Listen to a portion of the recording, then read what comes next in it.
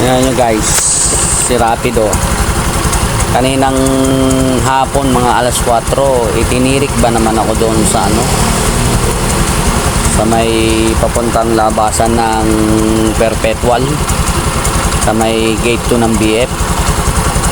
Tinirik ba naman ako doon? Nag-alanganin lang ako ng pagpreno doon sa close ba na biglang lumiko sa unahan nag-alanganin lang ako ng pagpreno bigla ba namang namatay, tapos hindi na umandar.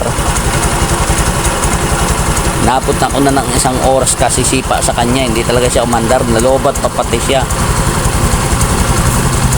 So tignan nyo guys, ngayong gabi kung kailang gabi na saka lang siya umandar. Kanina pagdating ko rito sa school mga alas 4, sipa ako ng sipa, hindi talaga siya umandar. Binaklas ko pa yung upuan, tinanggal ko yung spark plug, nilinis ko, hindi talaga siya umandar.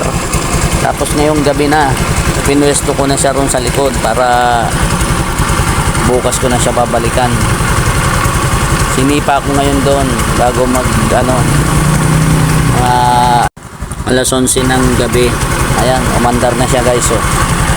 Buti na lang nadaanan ako ng partner ko na si Tolos Talastas, sinatak niya ako sa tricycle niya. Maloko talaga si Rapido.